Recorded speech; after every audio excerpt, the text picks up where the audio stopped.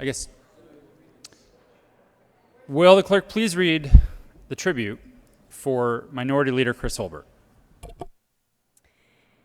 The Senate of the Colorado Legislature, convened in the second regular session of the 73rd General Assembly, hereby extends our sincerest congratulations, commendation, and thanks to Chris Holbert, Senate District 30. Senator Holbert was elected to serve in the 68th, 69th, 70th, 71st, 72nd, and 73rd General Assemblies, where he represented his fellow citizens with dedication and honor. During his tenure with the Senate, he served with distinction as both the minority and the majority leader, as well as the chair and vice chair of the Business, Labor, and Technology Committee. Senator Holbert also served on the Education and Finance Committees and was vice chair of the Senate Services Committee. He further served on the Interim Study Committee on Cost-Benefit Analysis of Legalized Marijuana in Colorado.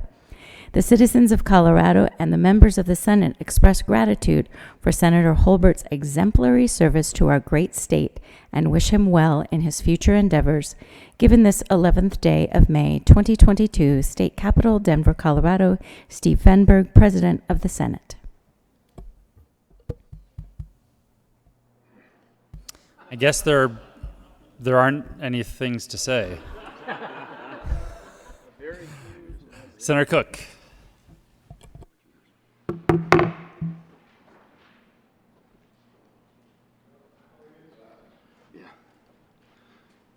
Thank you, Mr. President. Members, please be seated.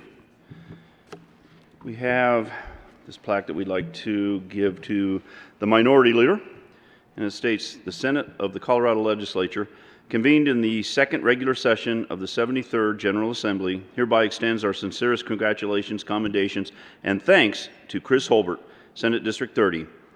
Senator Holbert was elected to serve in the 68th, 69th, 70th, 71st, 72nd, and 73rd General Assembly, where he represented his fellow citizens with dedication and honor. During his tenure with the Senate, he served with distinction as both the minority and majority leader, as well as the chair and vice chair of Business, Labor, and Technology Committee. Senator Holbert also served on the Education and Finance Committee and was the vice chair of the Senate Services Committee. He further served on the Interim Study Committee on the Cost-Benefit Analysis of Legalized Marijuana in Colorado, and my favorite, and the citizens of Colorado and the members of the Senate express gratitude for the Senate Holbert's exemplary service to our great state and wish him well in his future endeavors."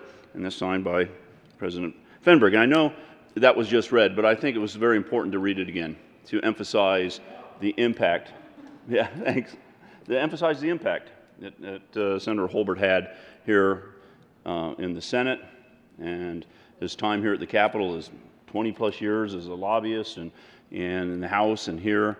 I never get tired of hearing the stories from when he was in the House or even when he was a lobbyist, listening to his stories about how he worked the members here when he was a lobbyist, his stories about when he was in the House, and his stories that I actually got to witness here in the Senate.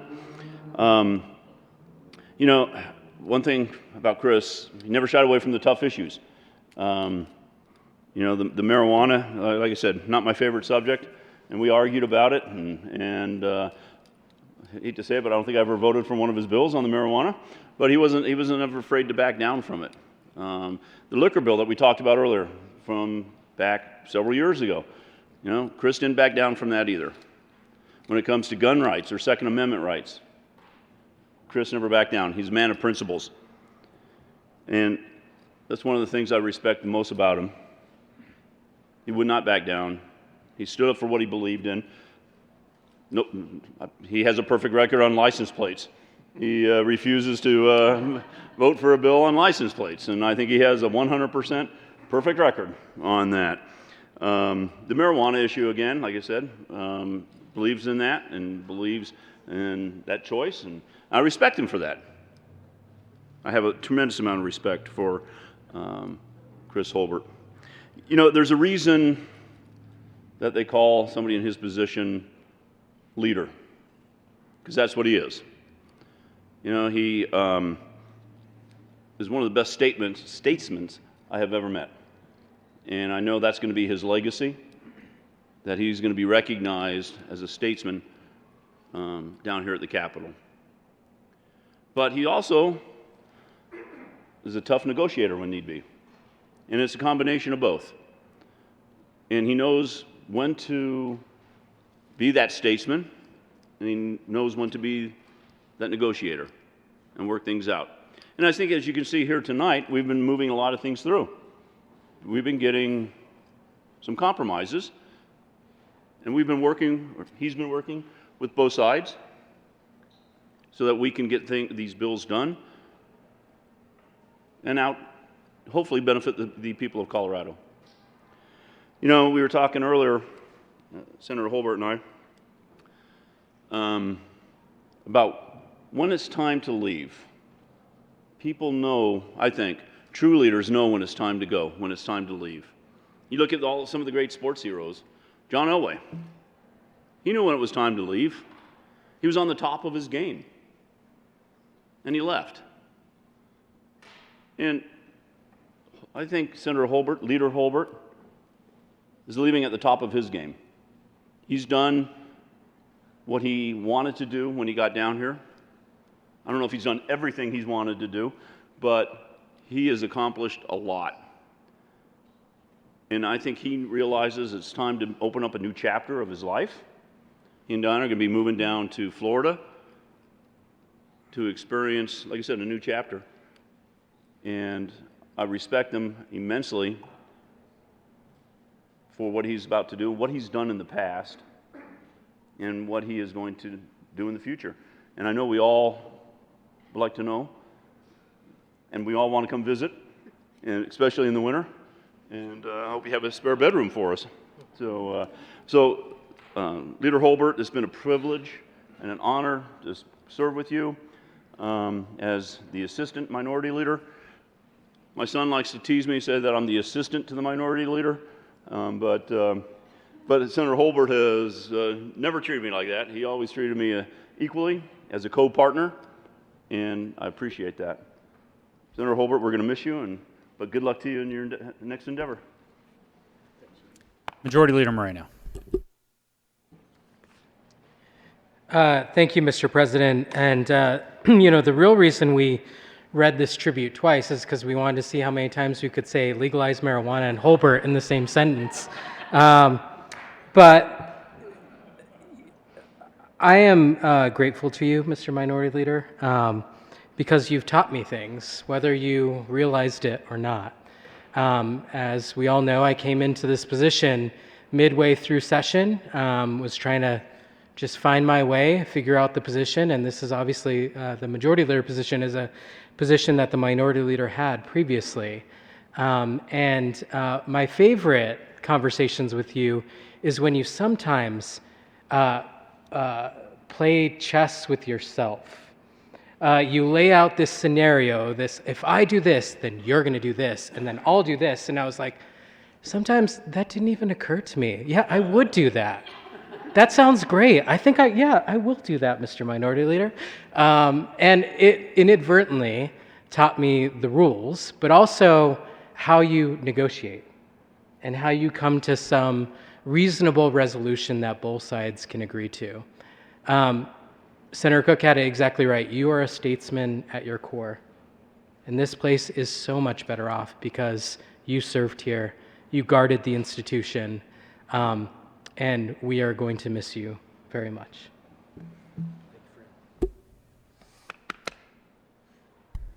Senator Sonnenberg. Well, thank you, Mr. President. Gosh sakes, I'm so excited to come down here and honor Diane. What an incredible young lady she is, and all the work she's accomplished, and how she got Chris out of the house for 12 years is just an incredible feat.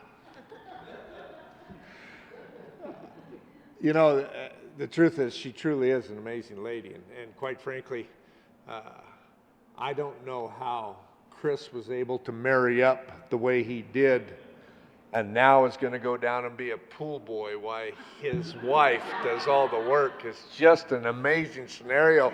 If I didn't wasn't too heavy to fit in the suitcase and be too heavy for the limits, I'd go down with them.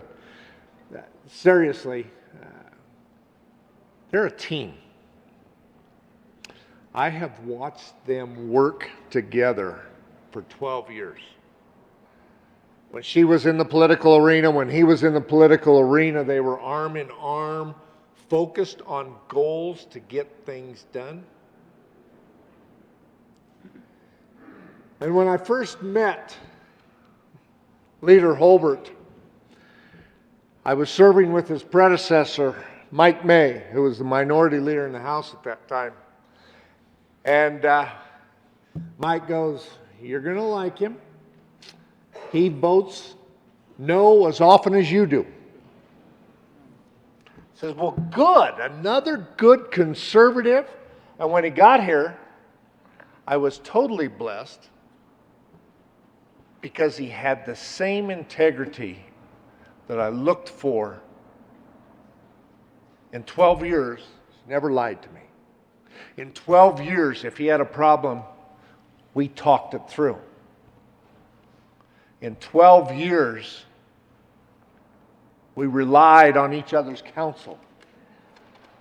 If he had a question, he came to me. And I know a lot of you said, "Don't challenge me on the rules." There's one guy that can challenge me on the rules, and that's Mr. Holbert.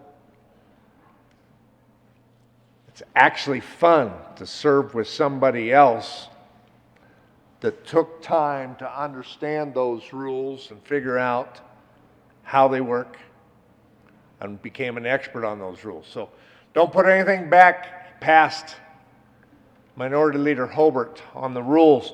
I'd tell you a couple of stories, then I'd have to kill you.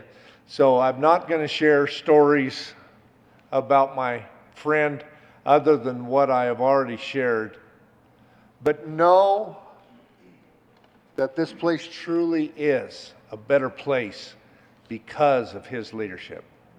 His leadership in which he would sit back and listen. He'd talk and listen. He'd guide and counsel. And I don't know how he did it, but somehow he would make you feel like what you just made the decision was. Actually, the truth is, what he just made the decision was your idea. And that is a true leader. He had a conversation with you, and you had this brilliant idea of what he had thought about days before, time before, and helped you arrive at the right decision. I'm going to miss him. I'm going to use an excuse to go to Florida. Come down, maybe I can be a pool boy too. But okay, maybe not.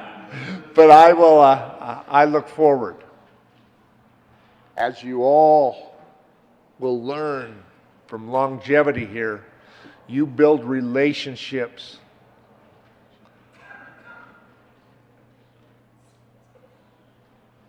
that will last a lifetime. Relationships that stories will come up in 10 years. Remember that. And I look forward to sitting down in a warm area in the middle of winter, the beer in my hand, talking about those stories. Diane, thank you for allowing a good friend to serve with us, to lead us, to be a mentor, to be a friend. I'll always be a friend. God bless you. Godspeed in your new career. See you, bro. Senator Lundin.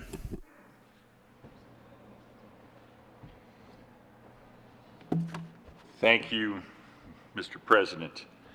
Minority Leader, Majority Leader, Senator Holbert, Chris, Son of God.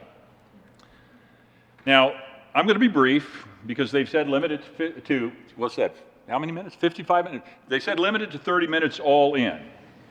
And any words that I use any time that I take takes from you, and I know, Professor Holbert, that you speak in 50-minute blocks. And so I will be brief. I'm going to say speak about three things about Senator Holbert. As a partner, as a champion, and as a servant leader. In politics, partners can be hard to find. They give and they take, and they honor each other, and they protect each other. And Senator Holbert has been a great partner in us developing strategy as a team, as individuals, and as a caucus. He's helped us develop legislative operations in partnership, and that has always been meaningful. And I got to know his better half and therefore understand him a little bit better on a trip in 2015 where we were able to go to Israel, quite frankly, to understand what it is to be the rootstock grafted on to the main branch of our faith, and enjoyed getting to know Diane and Chris, and therefore understanding Chris a little bit better. I would describe Chris as a champion, which for me is a little bit more than a mentor. A mentor will feed to you information, support, encouragement as you ask for it, as you need to have it fed to you and you request it. A champion is somebody who will fight for you, and quite frankly, sometimes fight with you to speak into your life in a way that can be a little bit more challenging. And Chris has done that for me personally, and I'm very grateful for that. But the thing that I think is most defining in my experience with Senator Holbert is that of a servant leader. And he has been a servant leader for his constituents. Now, many of us respond to constituents. I mean, we get all sorts of calls and emails, and the response is, yeah, I thought about that, you're probably all right. Senator Holbert will get up at 5 in the morning, 4 in the morning, 3 in the morning, 2 in the morning, at some point early in the morning, and write a white paper on email and send it to a constituent so that they understand more completely what the process is all about and serve them in that way that is incredibly sacrificial. Time, especially between 2 a.m. and 5 a.m., is precious, and he invests it in his constituents. He's invested in our caucus as a servant leader. We went through a transition last cycle, and Leader Holbert said some things that are, quite frankly, not the sort of thing you would expect a leader to say. We all kind of hang on to that power that we've accumulated. He said, take the information, check in with our team, find out what their will is. And if their will is that I should continue to serve in the role I'm in, great. And if the will is otherwise, that's fine too. That is an enormous thing for a politician to say. And it's an incredible act of servant leadership in my perspective. And I think you also, Senator Holbert, are a servant leader to something you love deeply, not as much as Diane, but you love deeply. And that is the Constitution. You serve the Constitution of the state of Colorado, and you know it better than most all of us, and you serve the Constitution of the United States of America and know it well as well.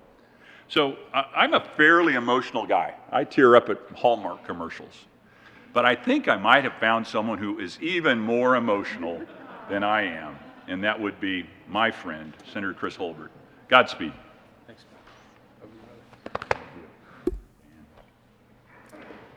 Senator Lee. Thank you, Mr. President. You and I came in together 12 years ago. There's only, I think, 5 of us left. Senator Quorum, Senator Scott, Senator Fields. We came in, I was determined to try to get to know the people on the other side of the aisle. And you and I were walking back from one of those dinners that we had on 16th Street Mall. And as we were doing that, we were talking to each other in that sort of get acquainted sort of way. You were telling me about your passions, and you were talking about the Constitution, and you were talking about the Second Amendment, and I, quite candidly, was a little off-put by the second part of that, but I respected it. And then I began to share with you my passion for restorative justice, and we talked extensively about that over weeks. And then when I presented a bill in the Colorado legislature for restorative justice, the first significant one, we talked about it more, And then you came to me and said, Representative, I have a bill I want to talk to you about. It's about wearing a gun under my coat and how unfair it is to call that a concealed weapon. All I had to do is take my coat off and it's no longer concealed. I was trying to understand both the philosophical and the legal frame from whence you cometh, but I ended up voting for your bill in committee. With no minimal amount of pushback from my friends about that. But you, when I presented the restorative justice bill on the floor, supported the restorative justice bill. So we've had a bond over disparate philosophical views and approaches to the world, but we've transcended them. And I think it's partially because you're a man of sincere integrity. You are honorable, you're respectful, and you listen. And you have this astonishing curiosity. You can't stop asking the next question. So I've enjoyed working with you over the years, and we've gotten into some peculiar alliances arising in part over our mutual commitment to liberty, though we view it a little bit differently. But we co-sponsored a bill together to abolish truancy, jailing for truancy. And you were positively indignant that anyone would put a kid in jail for skipping school. I shared that indignancy, and we passed that bill, and I can't recite all of the opposition and pushback we got from judges because we were curtailing judicial discretion. Remember? They didn't put kids, right? They were not curtailing, we were curtailing the power, the discretion of judges. They weren't putting kids in jail for skipping school. They were putting kids in jail for disobeying the judge. So we've had quite a journey together. It's been a sheer joy to work with you. You are passionate, you're respectful, you're honorable, you're committed, and you're a historian. And I appreciate that greatly. So I wish you bon voyage as we both sail into the sunset together. It has been a joy to work with you. I agree. Thank you. God bless you. Brother. Senator Quorum. Thank you, Mr. President. Well, the Holberts are leaving for Florida. I'm really going to miss Diane. Chris voted against my bill earlier tonight. I have no hard feelings, but you know, we called him a leader here, but the amazing thing is, how can anybody that's wrong so many times be a leader? I mean, can you answer that, Diane? Thank you. No, Chris, it's been a pleasure to know you as I came in, the country boy from Southwest Colorado, and we had lots of good conversations. We've had good times. Chris and I have had we had disagreements on issues, but I don't believe it ever got disagreeable. And you know, he came to me this week, a bill that I had pulled off of because I didn't like the process that it was going through, and he said, would you be offended if I take the sponsorship? And I said, absolutely not, you know. So we do what we do, but he's been a good guy to know. Sending him to Florida is going to be quite an experience. The rumor is that he's going to be quite a go-getter in Florida. Have you heard that? Absolutely. He got his wife a job. He's going to take her to work. At about 5 o'clock, he'll go get her. But truly, Chris, it's been a wild ride. It doesn't seem like 12 years. It seems like it was yesterday, and I think that we have developed a friendship that I think Chris is one of those guys that you might not see for 3 years, but it's like it was yesterday. So I wish you well. I will miss you, and have a good life. See you, bud. Senator Donovan.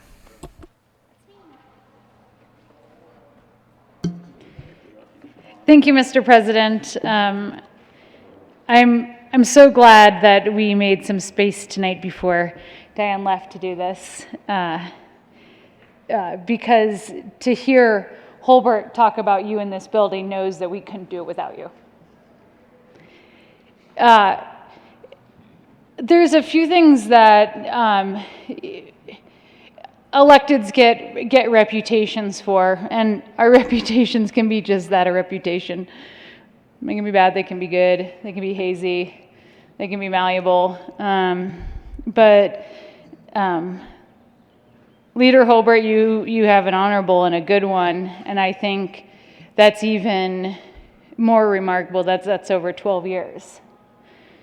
Your love of the building cannot be questioned, right? Wherever you're coming from, whatever the issue is, whatever the negotiation of the night or the argument of the day or the tension of the week or the joy of the month, whatever the topic is, your love of this building and respect for this chamber cannot be questioned. I've always appreciated your open door and even more so your open couch. A number of times I've kind of sheepishly wandered in, got a minute, buddy? Want to talk through something?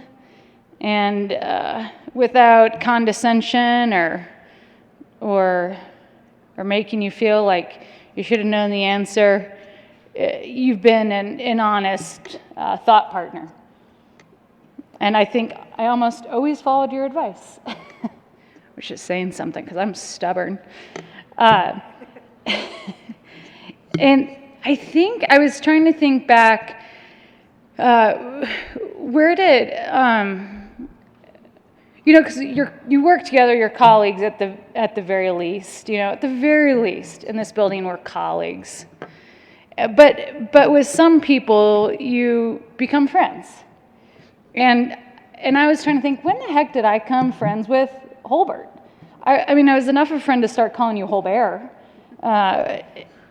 So when did I start calling you Holbert instead of Senator Holbert, Minority Leader Holbert, or Majority Leader Holbert? And I think it was over dyslexia. I think somehow on a late night or a long bill debate, either it was me confiding in you that I struggle with reading scripts, or asking you why you have the clean desk, or talking about the approach at the well. We both found this kind of lifelong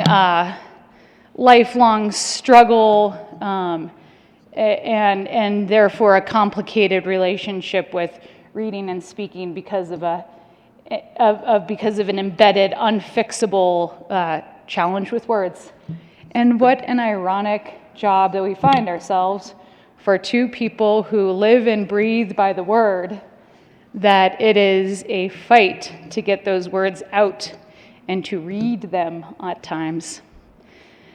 In fact, one of the most important pieces of advice I ever got in this building was from you around that topic. You casually and very nicely grabbed me one time and said, "You speak a lot better when you don't use a speech." And from that moment on, I was like, you know what?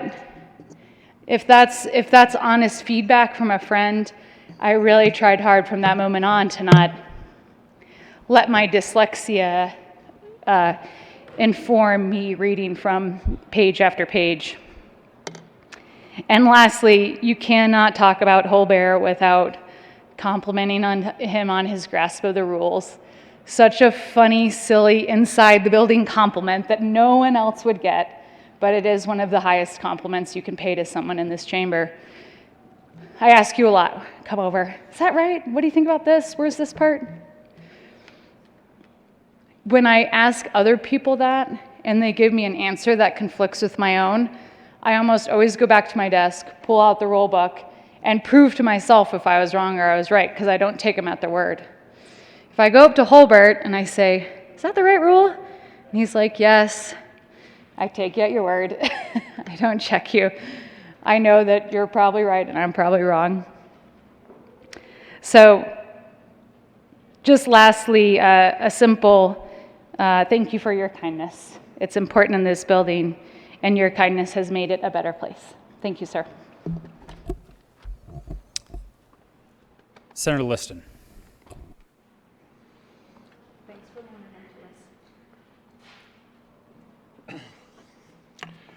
Thank you, Mr. President. You said to keep this short, so good leader, go Chris.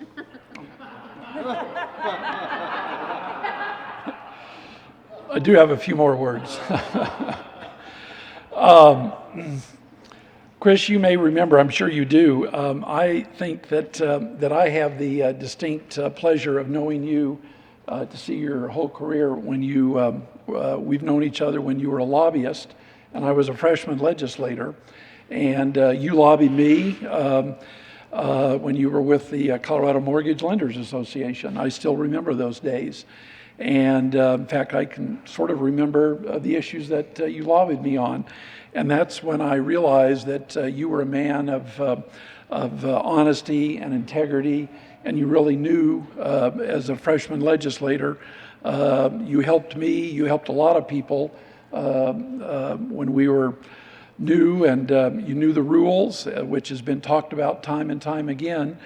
And I was fortunate enough to move on into the House, and lo and behold, there is this new guy, I say new guy, Representative Holbert, and he comes in, and he was miles ahead of us. He not only knew the rules, he knew what to do, what to say. I had the distinct pleasure, as you recall, of you being on the Business and Labor Committee with me. Though I was the chairman, I think I learned a lot more from you than you did from me or anybody else. You were a real voice of reason, a voice of wisdom, and I've always admired you. And then here I am, sort of the rookie in the Senate, and I've had the distinct pleasure to serve with you in the Senate and observe your leadership close hand. And I greatly admire your leadership, not only on our side, but for the entire chamber. And what I really admire is your gift and your speaking ability, that you can come down and on almost any subject. There's only probably one other person in the chamber that might be able to speak a little bit more about things, but I won't say his name, but his initials are Bob. But anyways, I've always admired your speaking ability and the way that you conduct yourself. We're going to miss those of us that are Avs fans. We're going to miss you being the Avs fan, but I'm sure you'll carry on that tradition down in Florida. I have no doubts about it. The other thing which I really love about you is your sense of humor. As you probably know, I have a sense of humor, but for some reason I've really been able to connect with you on your wry sense of humor and how things go. I'm going to miss that. So all I'll say in conclusion, go in peace and go in liberty.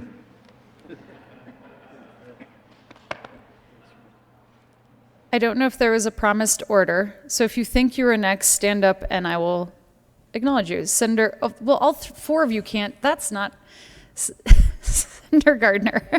And then Senator Gonzalez.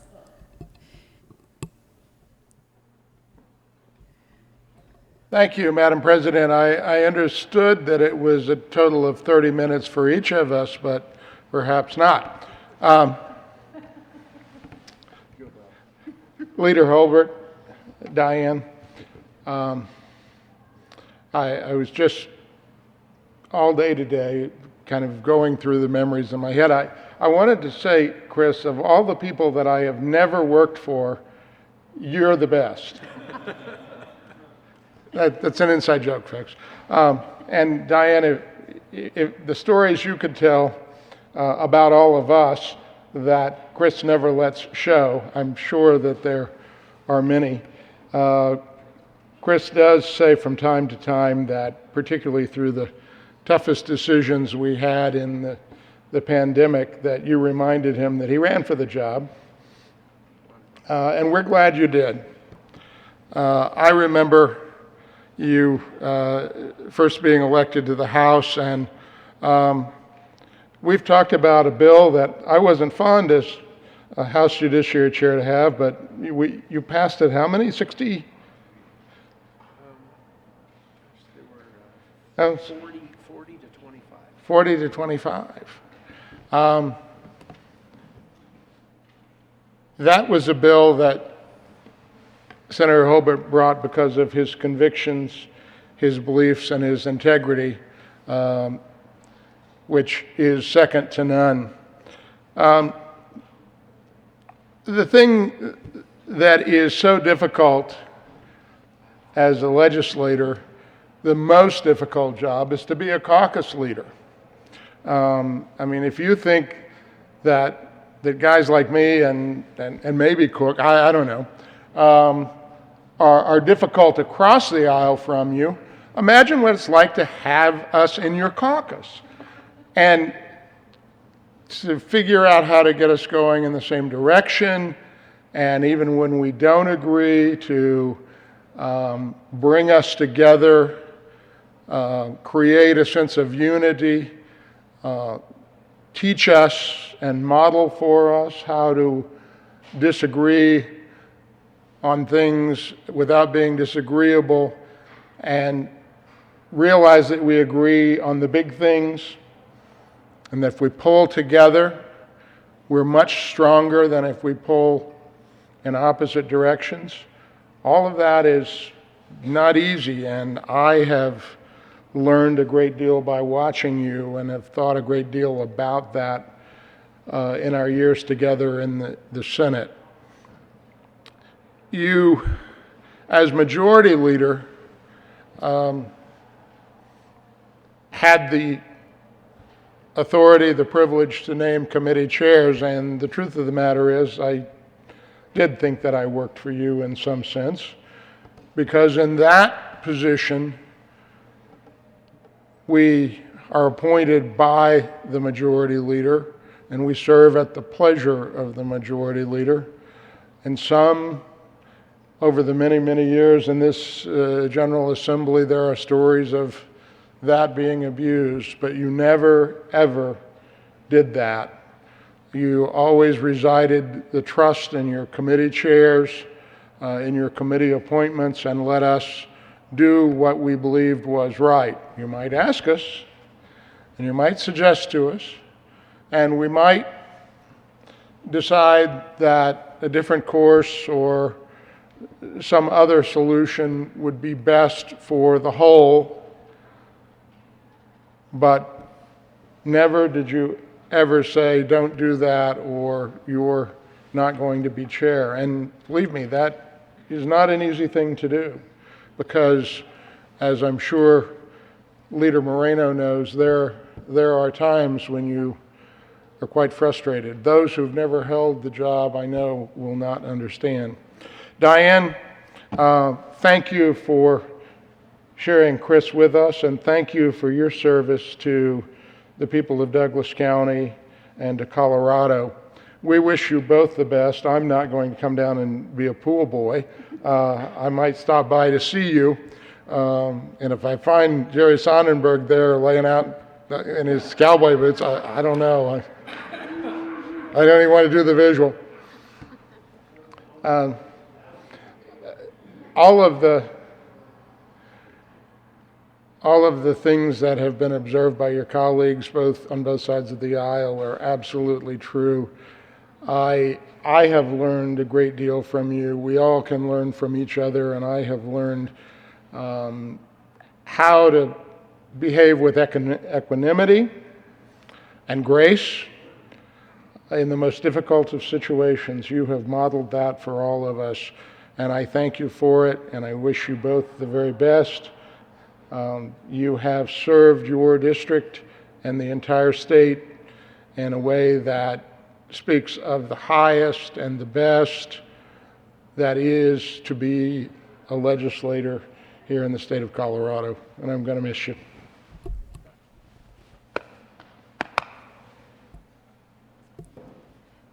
Senator Gonzalez.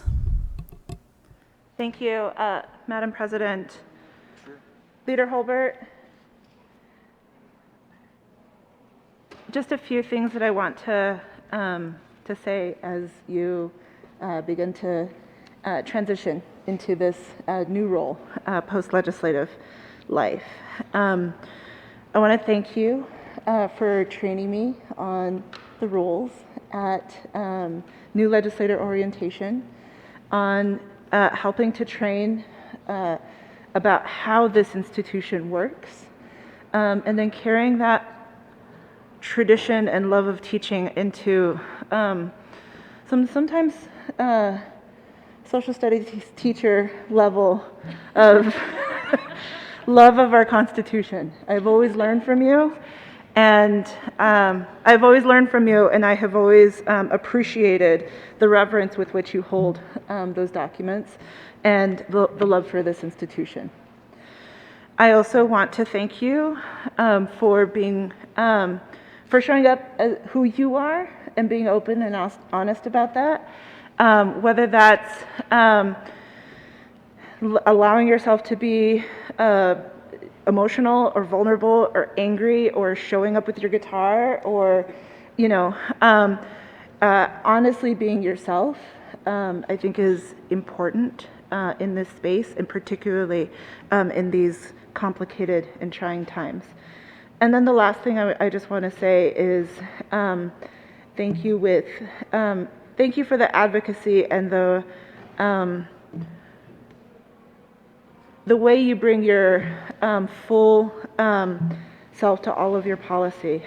Being able to run legislation with you, I learned a lot actually about how you approached stakeholder meetings, learning from opposition, actually trying to hear through to understand where the other side is coming from. And I've always tried to be a student. So as you transition into this next role, I hear Florida may have some Latinos in it, but they may not have chicharrones. And so if you ever need some chicharrones from the west side of Denver, you let me know. Thank you.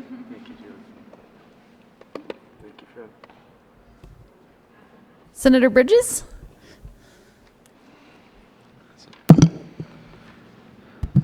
There we go. I have had the privilege of bumping into the minority leader on several occasions, leaving these chambers very, very late at night. And we have had some incredible conversations, but the first, in my first year here, I remember that he said, I complimented him first on his integrity and working with him. And he said, I hope you don't mind me saying this since, it's your second to last day. He said, I don't know that I'm the leader that they need. I'm not a wartime general. This was 4 years ago. And it just struck me as so deeply wrong, because I think we are in a battle right now in America. We're in a battle for decency. We're in a battle to get folks to believe that government can work. We're in a battle for disagreeing without being disagreeable. We are, in a real way, in a battle for the soul of this country. And what is wrong with Washington is that it's full of wartime generals. It is full of people who care more about themselves, more about their party, more about winning than they do about the country. Professor Holbert is a man of integrity. He is tough, but generous, and he is always fair. And I think it says something that just as many Democrats have come down to tribute him as Republicans. And he plays a mean free bird. It's important. So, Senator Holbert, you are the kind of general that we need right now for the battle that we are in for the soul of this country.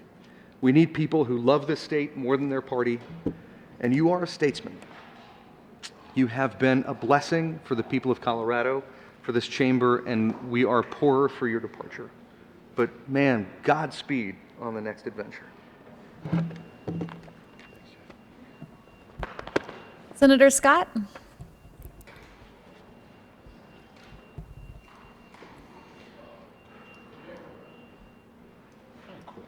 Hey, friend.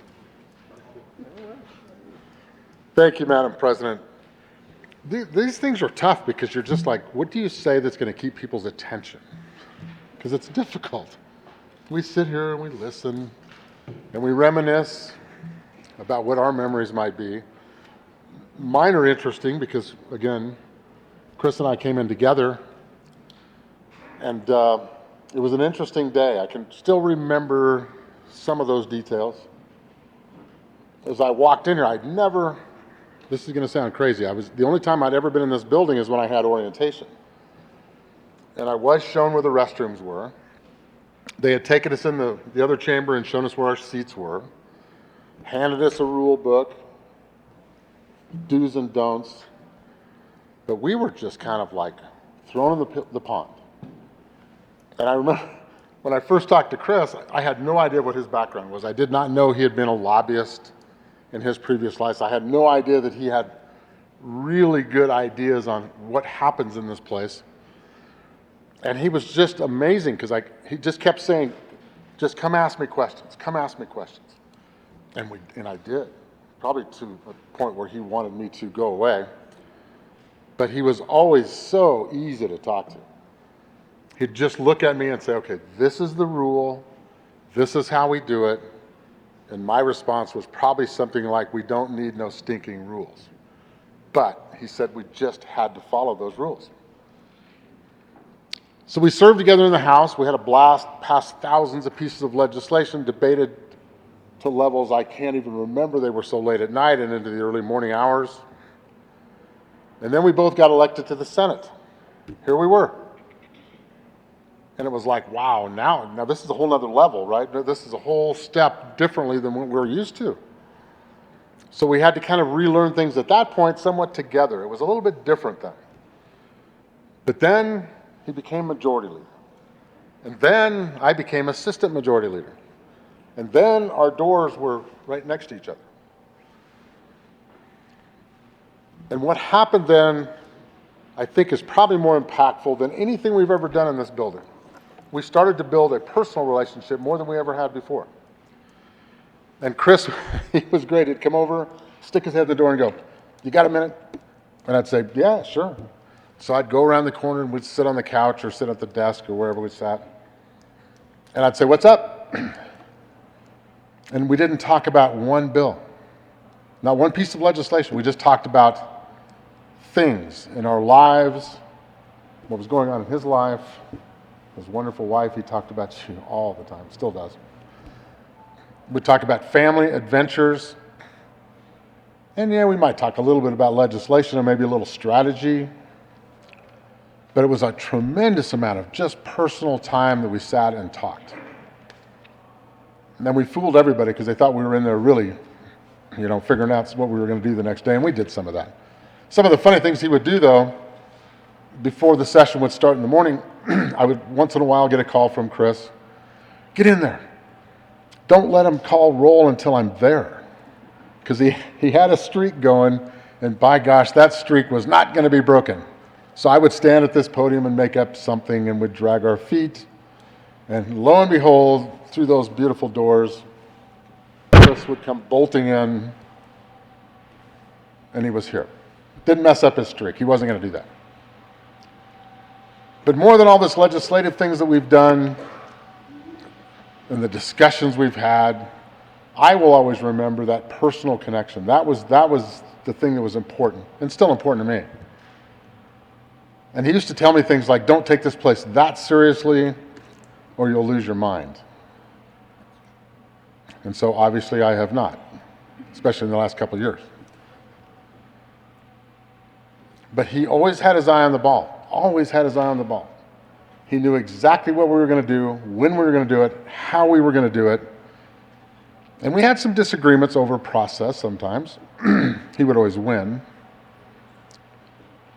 But the one thing that he said to me one time, I don't even know if you remember this, he said, I just want you to remember, we have to mean what we say and say what we mean.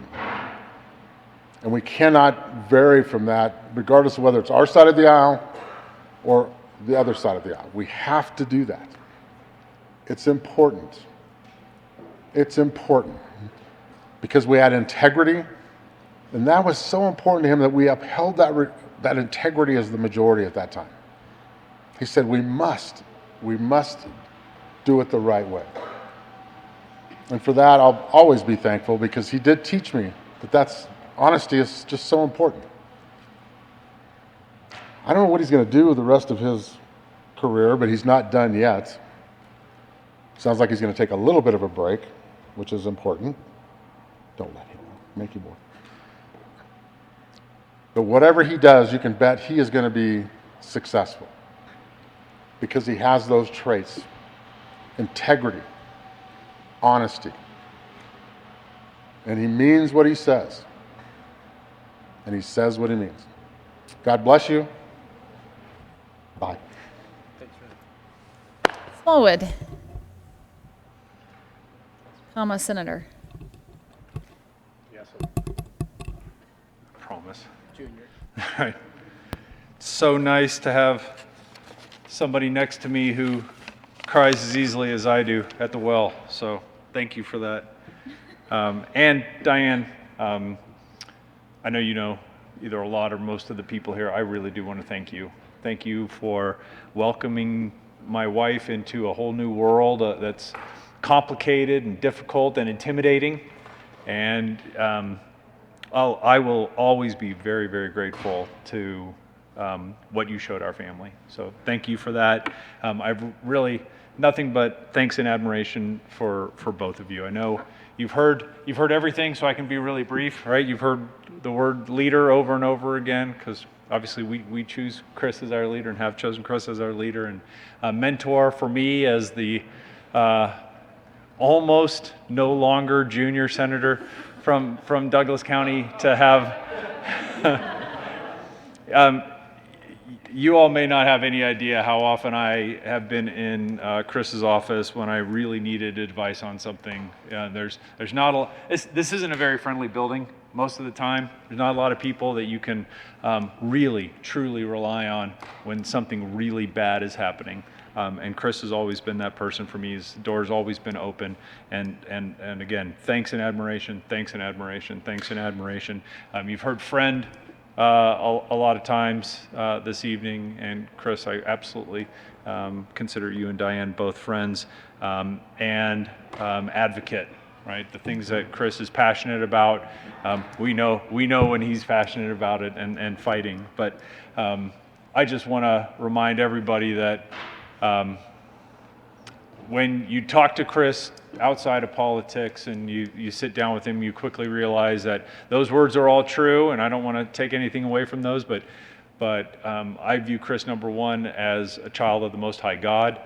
Bible comes first. Constitution's probably pretty close behind, but that is something that I've always respected about you, is that nobody ever doubts where your moral compass is at, that you are, at least in my opinion, a husband second, and probably father third, and to be a success in all of those areas is something that you should really be commended for. I absolutely agree to the prior speakers. You've proven to be a statesman, although I haven't heard much about Avs fans tonight. Did I just miss that?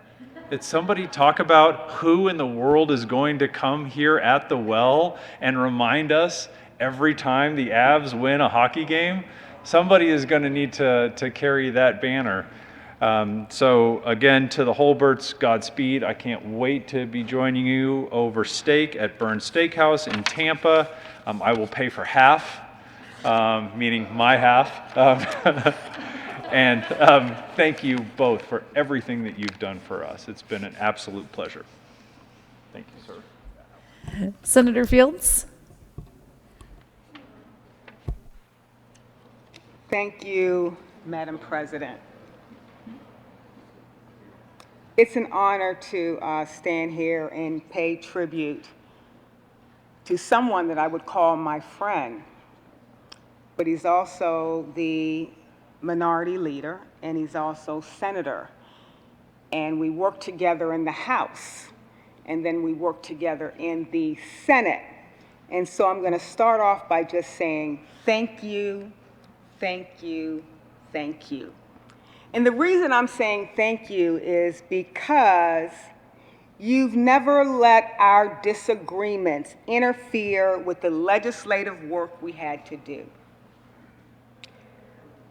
Far too often, or many times, we have different points of opinion. Despite that, we still stayed friends. And not everyone has the ability to do that because they harbor resentment. And you never did that when it came to our exchange. In fact, when we were in the House, we ran legislation together to address truancy. And at the time when you were truant so many days, they would put you in detention. And we worked with the Justice Department to come up with an equitable process that was fair as it relates to juveniles that were truant. And we felt like putting them in jail was not the right approach. And it's good to see you, Diane, because the last time I saw you, I don't know who was exchanging tissues, but I know my eyes were filled with tears because I was in Douglas County at a church there because of the shooting of an officer. And so what I really appreciate about your love and labor in the House and then also in the Senate is that you never lost sight of community. And an effective leader is someone that not only loves the work and the policy, but you also have to care and love for the community, because it's hard for you to be upfront as it relates to the public face for your community if you don't care about them. And you care about them. I remember the legislation that you passed as it relates to move over Cody. Once again, in the way you treated that family in reference to the pain that's associated with grief, and letting her know that we would never forget, and we're going to advance and pass legislation so that no one else is not harmed because they're just driving too fast and not letting law enforcement do their job. I love the way that you talk about your family, especially your son. You are so proud of your son. And every time he's here, you just kind of beam up with joy.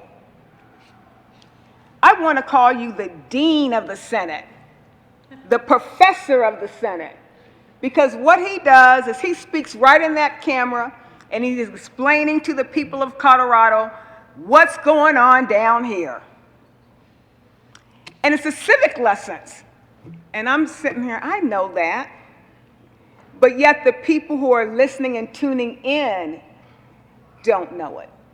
And I believe that the people of Colorado appreciate those lessons because a lot of times they don't understand how to navigate or everything that goes on around here. But we have a dean, we have a professor that makes sure that he's keeping everyone in the loop as it relates to the procedures that we have down here. I heard somebody said that he was sensitive.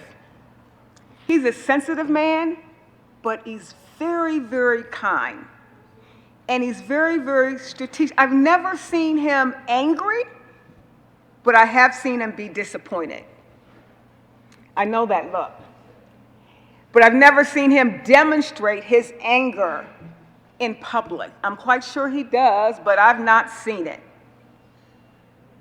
So I want you and your family, I want to wish you the best of luck as you move on beyond this place here. You have been a good leader. And you have represented your community extremely well. I wish you and your family all the best. Senator Peterson. Thank you, Madam President. Members, I am happy to be able to stand up to acknowledge my friend and colleague here, Mr. Minority Leader, before he leaves to finally go have peace in Florida. I know he's been looking forward to the time when service was done here, when he did his job and it was time to leave. I met Chris first in the House for 2 years before he came to the Senate. I didn't get to know him well, except for on the Education Committee, but I didn't get to know him well personally, and I think that started on our trip to Israel, where I first got to know a little bit more about his background and where he comes from, and better understand who he is and how he got here. And we shared the story of our childhood and those similarities. I've really loved getting to know you better, Mr. Minority Leader, over all of the years. You are an incredibly genuinely great human being. I think that it's obvious when we look at the Senate and how different we all are. It's not just because we have better members. We're in the Senate. I've definitely adjusted to the Senate over the House. But it's also the leadership that you bring to this chamber, the way that we treat each other, that we can disagree and still be respectful and treat each other with dignity. And you absolutely show that every day at the top. That is something that we desperately need in this country, and something that I really appreciate about this body and the way that we interact and what you bring to this chamber. We're going to miss your constitutional law classes, your history lessons, but most importantly, we're going to miss your heart. The amount of times that I see you hold back tears when you're talking about an issue you care about, a person that means so much to you, you love deeply. And that is obvious when you talk about your family, your wife, Diane, who we don't always get to thank our family members here, but it is absolutely a family affair. So thank you, Diane, because I know that you go through all of this with him. And when you talk about your kids and what they mean to you and the type of dad you want to be.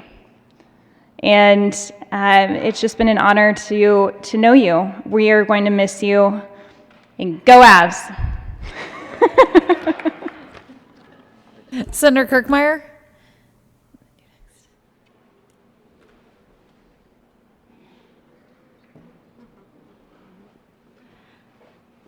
Thank you, Madam President. I don't know what you're all talking about. The Chris Holbert I know is a marshmallow. I didn't mean there. No, I remember the first time I saw you in committee as a state senator, he started crying. I thought, what is going on? And then pretty soon, I'm watching everybody else, including the other senator from Douglas County.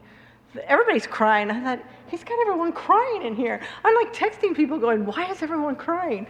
But by the time we got done, it was like a whole day of crying. Like, we were all crying. I thought, he really is just kind of a marshmallow.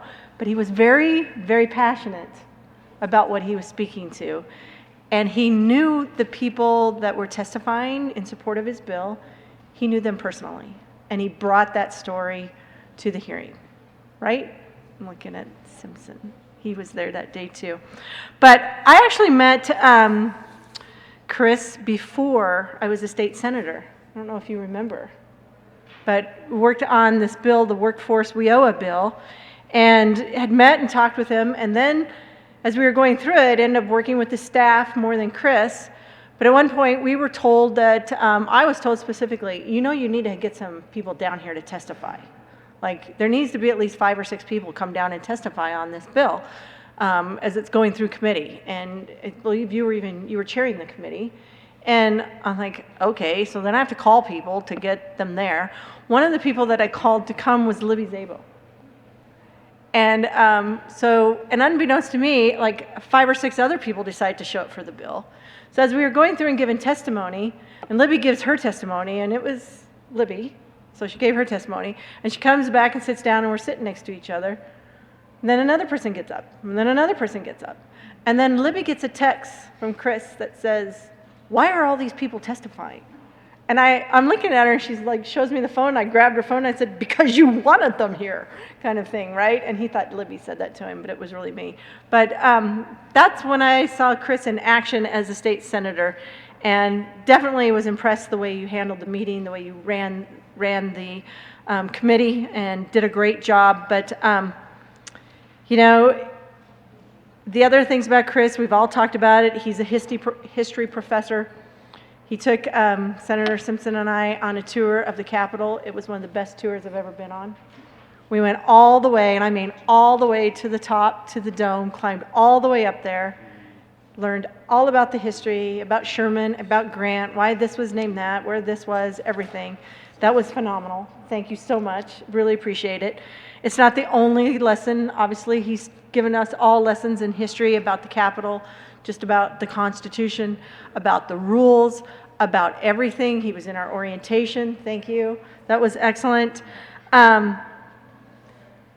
I do remember when I was, after I'd gotten elected and I was getting my committee assignments, and I remember having some discussions with Chris prior to that, and I'd had some discussions with Paul about it, about committee assignments, and I had said that, you know, I really wanted to be on transportation and energy if possible, but if I had to be, I would be on health and human services. So I can still remember the night Chris called me to tell me what my assignments were going to be, and he told me I was going to have not 1 or 2 committees, but I was going to have the pleasure of being on 3 committees. Thank you. Thank you so much. And so I'm thinking, okay, I'm probably going to be on Health and Human Services, and maybe I'm going to get Transportation and Energy, and who knows what the other one is. Well, he starts off with the other one, which was local government. He's like, we think it would make sense for you to be on local government. And I thought, I don't need to be on local government.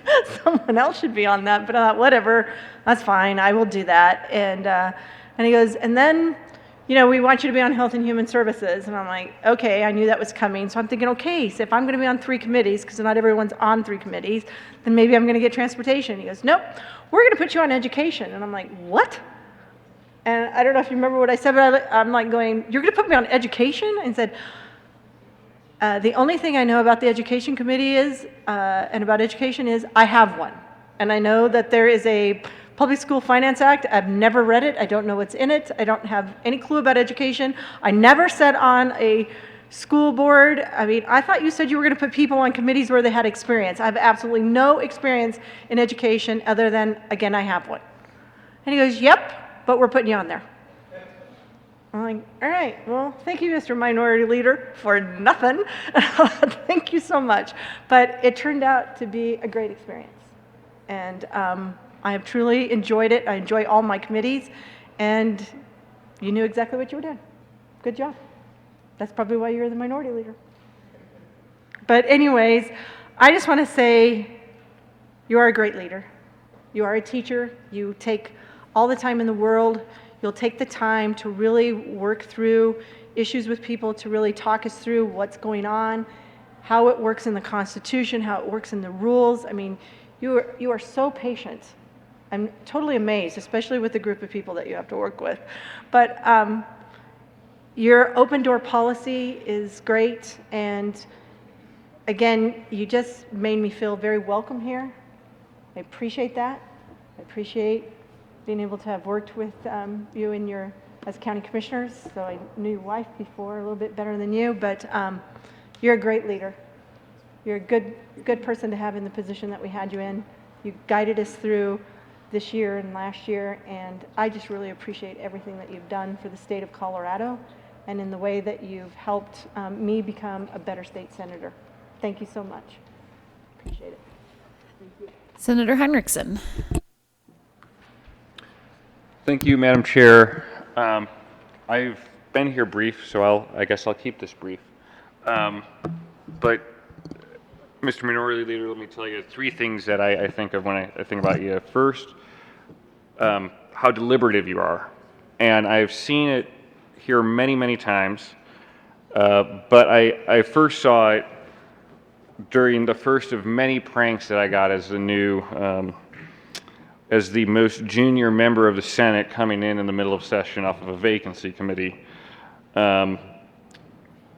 quite literally minutes before I became a senator, and it was because during the review of the credentials, it was you who stood for quite a moment underneath the lamp looking to see if there was anything you could find on that credential to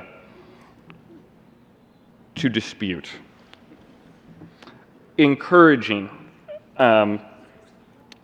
For the first few times I spoke up here, even though we disagreed passionately on the matter at hand, you came over and gave me a kind word, and I deeply appreciate that. And the third and final one is that you have been an unyielding voice for the minority. And that is particularly important to me now because you are moving to Tampa Bay area. They are the two-time defending Stanley Cup champions. And you are doing that at the very moment that the Colorado Avalanche will meet them in the Stanley Cup Finals. So I think that we can have unanimous bipartisan concurrence that you are the guy that we want in Tampa at that precise moment in history. President Finberg. Thank you, Madam President. Senator Cook requested that I keep this brief. Yes.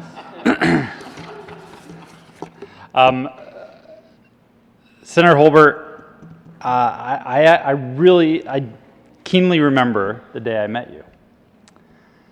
And it was actually at that Fanatic noodle shop across the street. And I was here for my freshman orientation and went to pretty much the only place you can eat around here.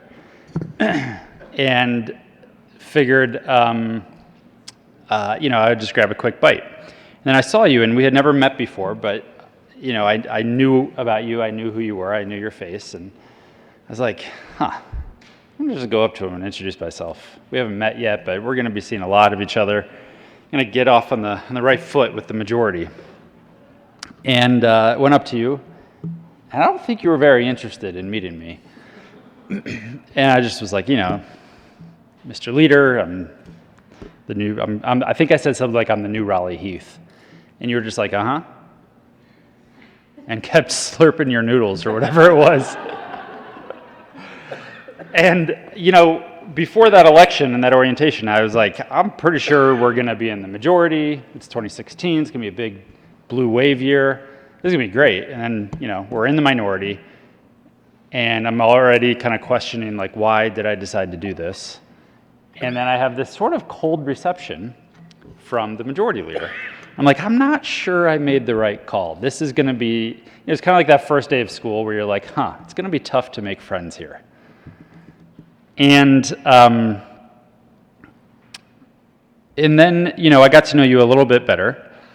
And the thing that I love about this building and the work that we do here is you become friends with people that in any other situation, in any normal part of your life, you would probably not become friends with that person. Because we all kind of have our routines and our paths, and we sort of self-select to people that are just like us, etc. And so I do really appreciate this, that I came in the minority, because I kind of had to start to become friends with some of you if I wanted any of my bills passed. And then some of you started to grow on me. Paul still is growing on me. I wouldn't say we're there yet, but Chris, I feel like you and I have known each other for so much longer than we have. I think in a lot of ways, I think of you as a friend, but I also, at times, over the last few years, I think, as cheesy as this sounds, sort of saw you as a father figure. And I remember when we took the majority, and I remember the day I came over to the office to scope it out. And I almost felt bad, but only almost. I didn't really feel bad, because I knew how much you loved the job of majority leader. Genuinely. I do have, I wouldn't change anything, but I do have a piece of me that still feels a little bad that us taking the majority took the job that you've probably never loved a job. Yeah, maybe just a little bit. I regret it. Not really. But the fact that that meant that you no longer could serve in the role that I think you probably felt most comfortable and most positioned for. And you did an amazing job as a majority leader. And so I really kind of just want to thank you for being a friend, for helping me, especially in that first year. I appreciate that you sued Leroy and not me.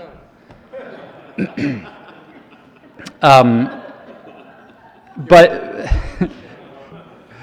yeah, I don't know who sued us. One of you did. But in all seriousness, I've learned so much from you. What I've learned over the last couple of years, though, is that the lesson is that yes, this building forces so many of us to get to know each other and become friends with people that we otherwise maybe wouldn't have given a chance to see if there was a friendship there or a relationship. And over the last few years, I've realized that actually you're exactly the person that I would become friends with.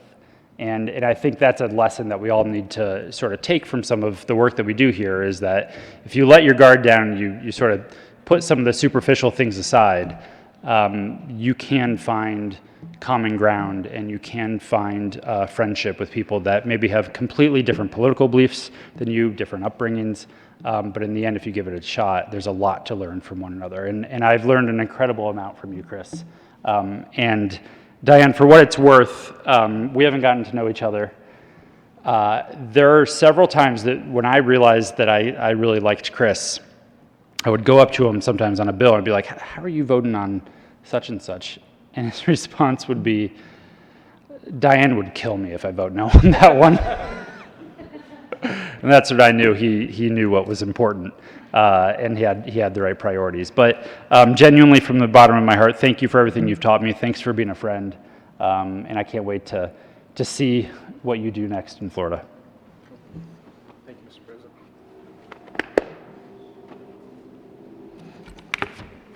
Leader Holbert.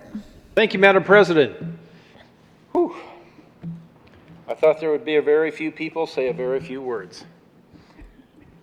First, I want to say thank you to Diane. In 2002, my employer sent me to this building, and I realized pretty quickly, I really want to do this someday. And I started talking with Diane in 2002. I'd really like to run for the State House someday. And she's been supportive of that the whole way. I want to say thank you to Victor and Carson, our sons, who've walked precincts and were patient as I was making fundraising calls. They were patient after I was elected. I'm going to try to get through this without even touching that. But I'm sure you all have experienced this too if you have kids, but to go out and just do some shopping errands, go to the grocery store, go to Home Depot or Lowe's. And it wasn't very long after I was elected to the House that people would say, oh, Representative Holbert. And they want to talk about something here, but more likely they want to talk about something in Washington, D.C. that we have absolutely nothing to do with. And those conversations might take 15 or 20 minutes, but my sons would probably say 2 or 3 times that time.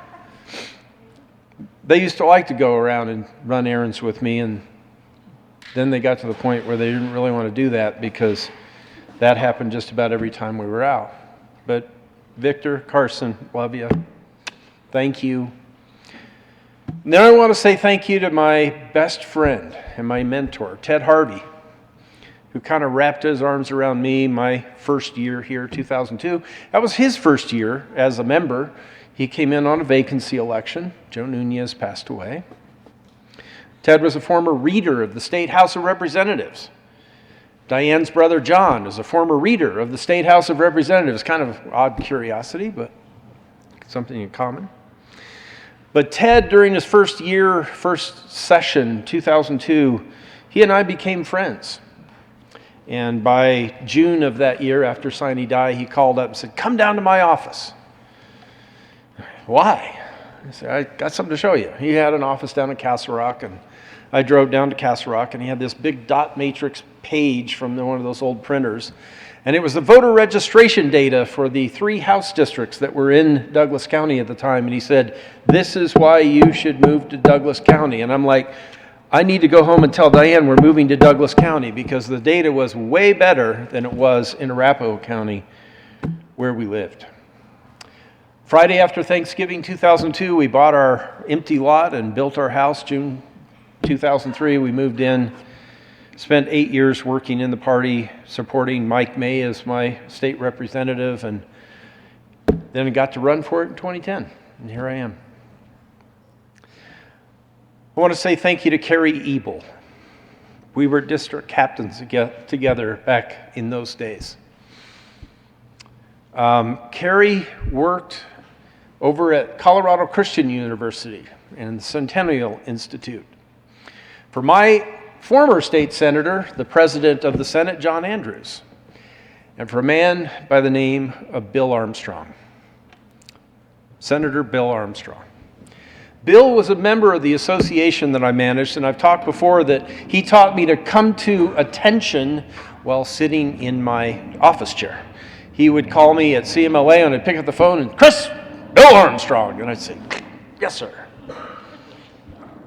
That relationship offered an open door to allow me to meet people here like then Senator Doug Lamborn, and Senator Marilyn Musgrave, her name is over here, and Majority Leader Mark Hillman.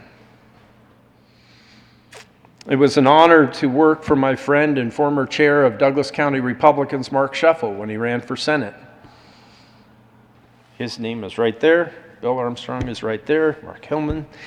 And for those of you who get to come stand in this well and speak, Cindy tells me that yes, because I'll be here tomorrow, I get my name there where their names are. Pretty cool.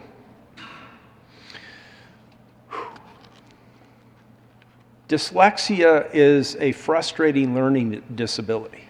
I want to take you back to the fall of 1968, my second grade class. My teacher was concerned. She asked my parents to come in for a conference.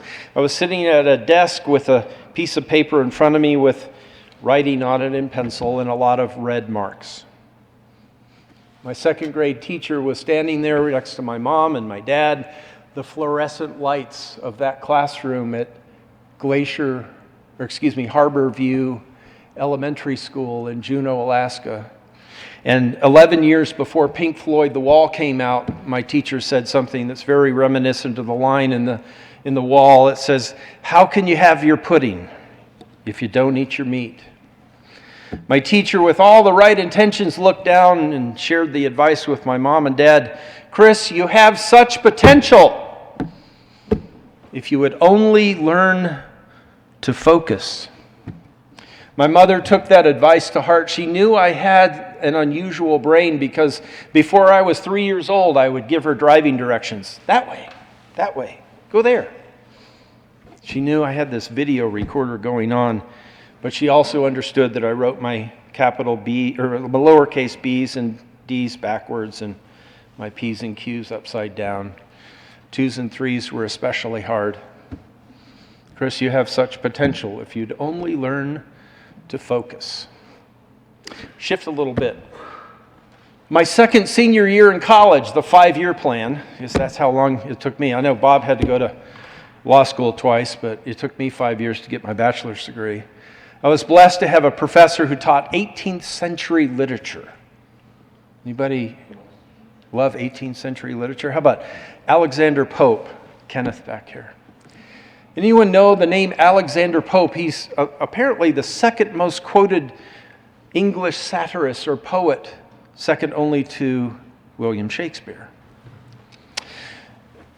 I couldn't learn Pope by reading it because of my dyslexia, but a professor took time to talk about it, to explain it. Alexander Pope was the Babylon Bee of 18th century England. He made fun of royalty, members of parliament, the media, business people. It was fascinating. Pope wrote this line, and it changed my life. Observe what system into systems run, what other planets circle other suns.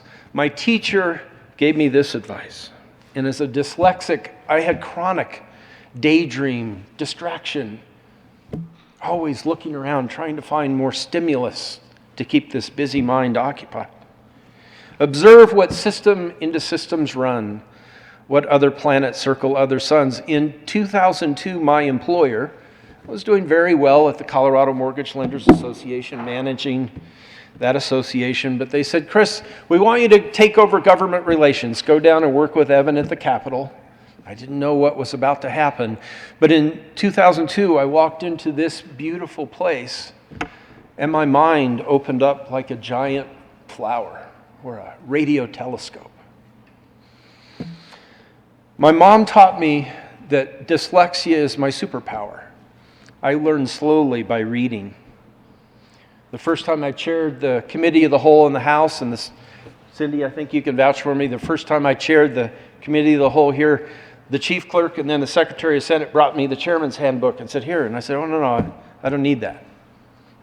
Well, how do you know what to say? I've stood out here for 7 years and listened. I've got it all recorded. I know what to do. And I think both Marilyn and Cindy were, after I got out of the chair the first time, I was like, wow. My employer sent me here, and I spent that first session in 2002 at Evan's encouragement standing up on the third floor observing your predecessors, our predecessors, the lobby, understanding you come in the morning, you go to committees upstairs, the House comes in, and they go downstairs watching the lobbyists move around. For 20 years, my dyslexic brain has absorbed information about the people and this place and policy. Thank you for all the speeches that you've given here in the well, whether we disagreed or agreed, and the legislative process. I've been so stimulated here in this building, and the hard thing tonight is, I admit to you, I've never experienced stage fright. Not once. But I know what it feels like because I have this apprehension, this tension in my chest, maybe a little bit of fear. Why? I'm going to try to do it without touching the tissue.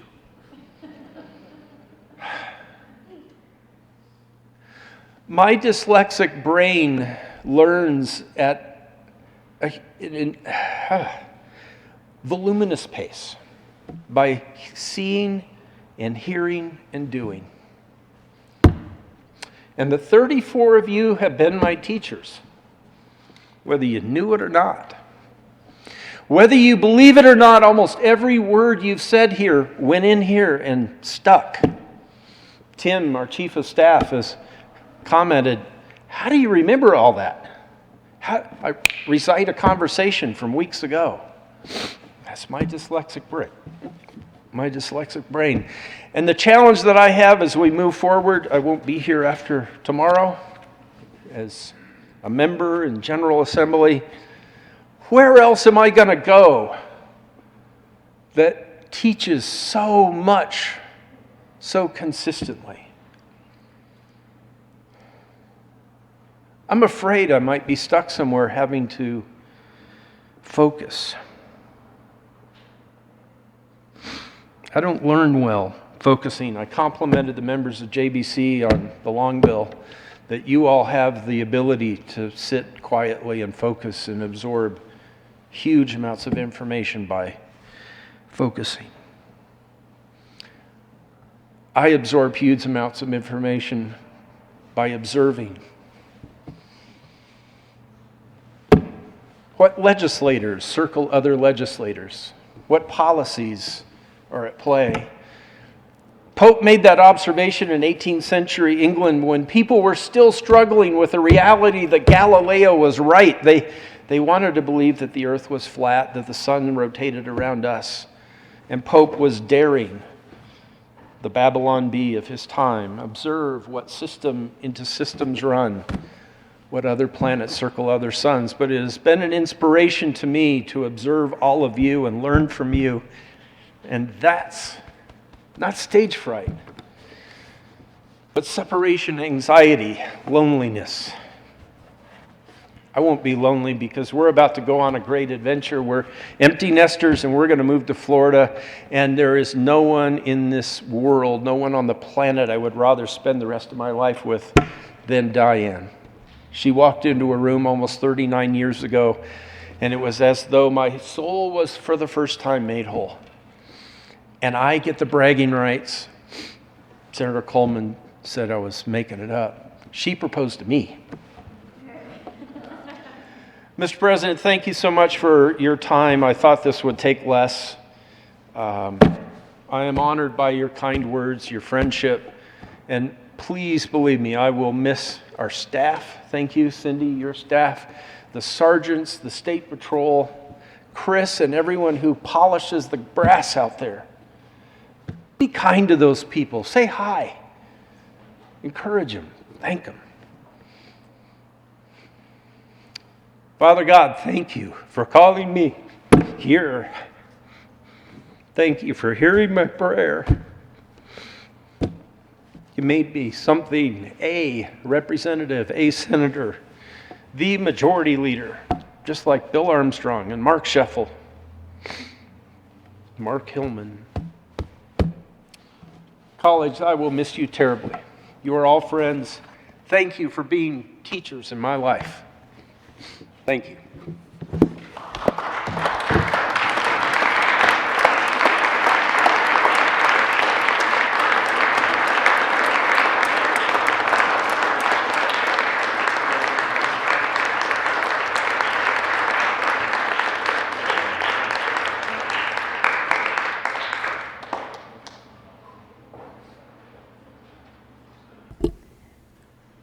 The Senate will come back to order. Majority Leader Moreno.